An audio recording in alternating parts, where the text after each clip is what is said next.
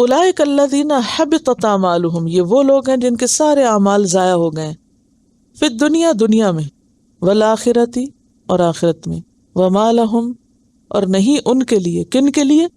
جن کے اعمال ضائع ہو گئے، وما لہم من ناصرین، ان کے لیے کوئی نہیں ہوگا مددگاروں میں سے، یعنی کوئی مددگار۔ دنیا میں بعض لوگوں کے اعمال ضائع ہو جاتے ہیں، وہ کون کون ہیں؟ ایک تو یہی لوگ ہیں جنہوں نے انبیاء اور نیک لوگوں کو قتل کیا۔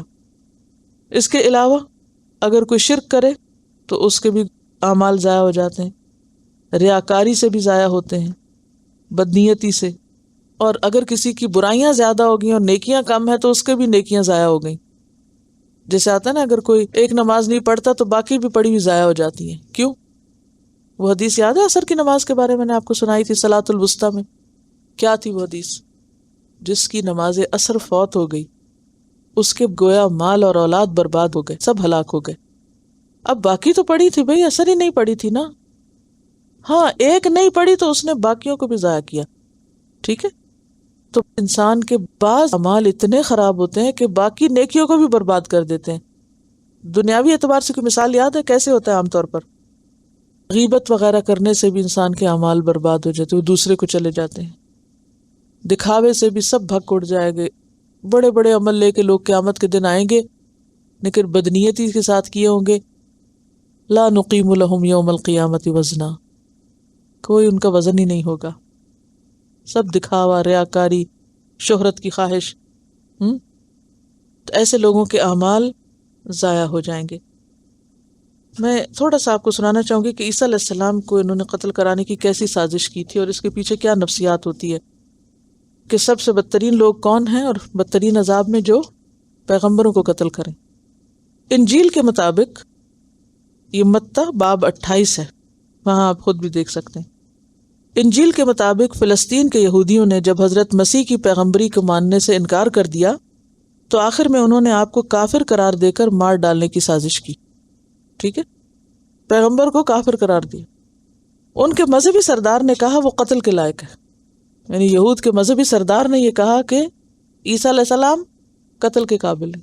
آج بھی آپ دیکھیں نا، بعض کا دیندار طبقے ایک دوسرے کے خلاف اسی طرح کے فتوے دیتے ہیں، فلاں گمراہ ہے، فلاں کافر ہے، فلاں ایسا ہے ویسا ہے۔ آپ دیکھیں نبی صلی اللہ علیہ وسلم نے تو منافقین کو، جن کا نفاق آپ پہ کھل گیا، ان کو بھی اپنی زندگی میں کافر نہیں ڈکلیئر کیا۔ کوئی ایک مثال ملتی کہ آپ نے کسی کلمہ پڑھنے والے کو کافر ڈکلیئر کیا ہو؟ لیکن افسوس یہ کہ آج ہمارے مذہبی طبقے میں یہ بد اخلاقی چل پڑی ہے کہ چھوٹی چھوٹی بات پر لوگوں کو کفر کے فتوے۔ اب آپ دیکھیں ان کا مذہبی سردار عیسیٰ علیہ السلام کو، جو اللہ کے پیغمبر، اللہ کی نشانی ہے، ان کے لیے کہتے ہیں ان کو قتل کر دیا جائے۔ Can you imagine? اس پر انہوں نے اس کے منہ پر تھوکا اور اس کے مکے مارے۔ جب صبح ہوئی تو سب سردار کاہنوں اور قوم کے بزرگوں نے یسوع کے خلاف مشورہ کیا کہ اسے مار ڈالیں۔ وہ اسے باندھ کر لے گئے اور پلاطس حاکم کے حوالے کیا۔ رومی حاکم کا دستور تھا کہ عید پر لوگوں کی خاطر ایک قیدی جسے وہ چاہتے تھے چھوڑ دیتا۔ اس وقت برابا نام کا ایک مشہور ڈاکو قیدی تھا۔ بس جب وہ اکٹھے ہوئے تو پلاطس نے ان سے کہا، تم کسے چاہتے ہو کہ میں تمہاری خاطر چھوڑوں؟ آج عید کا دن ہے، کسے چھوڑنا چاہیے، برابا ڈاکو کو یا یسوع کو جو مسیح کہلاتا ہے؟ کیونکہ اسے معلوم تھا کہ انہوں نے اس کو حسد سے پکڑوایا۔ انہوں نے کہا برابا کو چھوڑ دو، ڈاکو چھوڑ دو، مسیح کو نہ چھوڑنا۔ پلاطس نے ان سے کہا، پھر یسوع کو جو مسیح کہلاتا ہے کیا کروں؟ پھر مزید پوچھا۔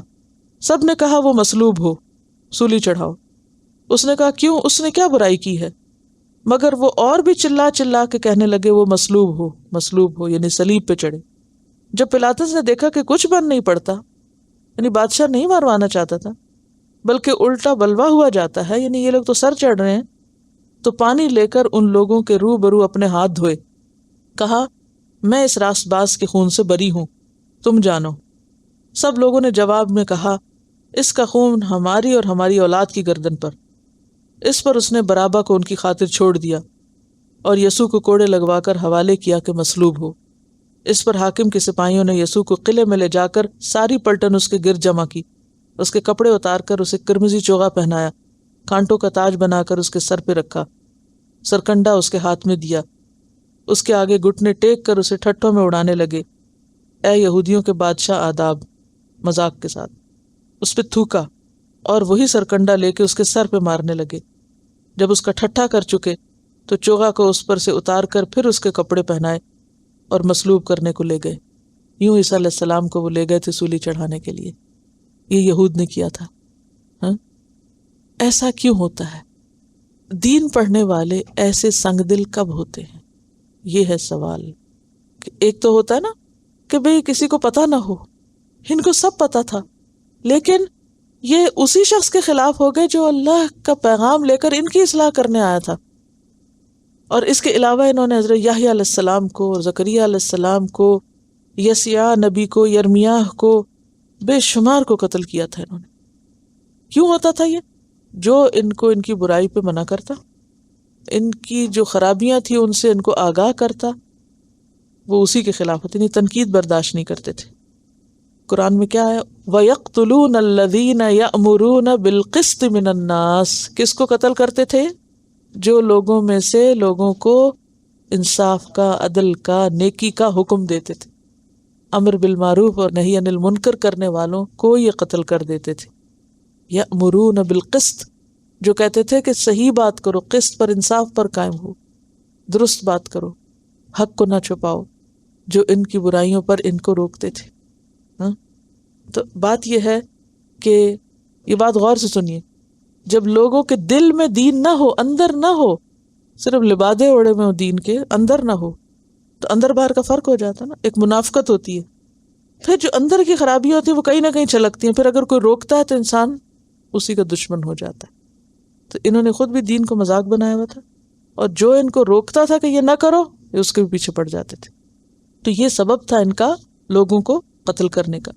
اور پھر سب سے بڑی بات یہ کہ ان کے عقیدے خراب تھے۔ یہ کہتے تھے لن تمسنا النار الا ایاما معدودہ، ہم جو مرضی کر لیں، ہمیں آگ چند دن کے سوا چھوئے گی نہیں، ہمارے بڑے ہیں ہمیں چھڑانے بچانے کے لیے۔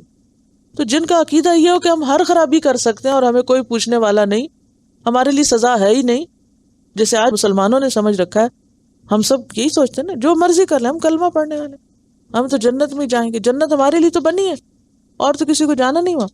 تو آپ خود سوچیں کہ جو یہ سمجھے پھر وہ کون سی خرابی نہیں کرے گا، وہ ہر خرابی دل کھول کے کرے گا، معافی تو ہو ہی جانی، بعد میں دیکھا جائے گا۔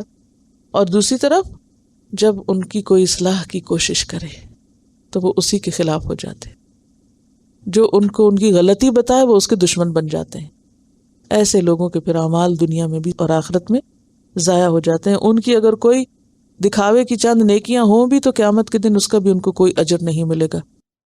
اس میں آپ دیکھیے کہ سب سے پہلے دنیا کی زندگی کے اٹریکشنز کی بات ہوئی ہے، پھر اس سے بہتر چیز کی طرف توجہ دلائی گئی، اور پھر اس بہتر چیز کو پانے کی شرائط کا ذکر کیا گیا، اور ان شرائط کو انسان صرف اس وقت پورا کر سکتا ہے جب اس کے دل میں توحید راسخ ہو اور وہ اس بات کی گواہی دینے والوں میں سے ہو، اور دین اسلام پر اس کی یکسوئی ہو، اختلاف کی راہوں کو چھوڑے۔ اور اگر کوئی شخص اختلاف کی راہ اختیار کرتا ہے تو اس کی وجہ پھر خدا خوفی نہیں ہوتی بلکہ ضد اور عداوت ہوتی ہے، اور وہی چیز اس کو کفر کی طرف لے جاتی ہے، کیونکہ تفرقہ بازی اسے کفر کی طرف لیڈ کرتی ہے۔ اور اگر لوگ ایسے معاملات میں حجت بازی کرنے پر آئیں تو بھی انسان کو یکسو رہنا چاہیے، اسلمت وجہی للہ، اور پھر اس کے بعد دوسروں کو بھی بتانا ہے، لوگوں کو بتانے کی ذمہ داری پوری ہو جائے تو انسان اللہ پر بھروسہ کرے کہ میرا کام پہنچانا ہے، اگر لوگ نہ بھی مانے تو پھر ان کی ذمہ داری۔ اور پھر ان لوگوں کا ذکر کیا گیا جو حق کی بات کرنے والوں کو قتل کر دیتے ہیں کہ ان کا انجام برا ہوگا۔ عموماً اس کے پیچھے بھی بنیادی وجہ یہی ہوتی ہے کہ انسان خرابیوں کا شکار ہوتا ہے، صرف اندر دنیا کی محبت رچی بسی ہوتی ہے اور ظاہر میں دین کا لبادہ اوڑا ہوا ہوتا ہے۔ تو یہ آخری آیت بھی جا لگتی ہے کس کو؟ زین للناس حب الشہوات۔ ریلیجس طبقے میں خرابی کب آتی ہے؟ جب ان کے دلوں میں دنیا بسی بھی ہوتی ہے اور اوپر سے دین کا لبادہ اوڑھ لیتے ہیں، صرف دکھاوے کو اور صرف نام کو۔ لہٰذا جب کوئی شخص ان کی اصلاح کرنے کے لیے اٹھتا ہے تو وہ اس کے بھی دشمن بن جاتے ہیں۔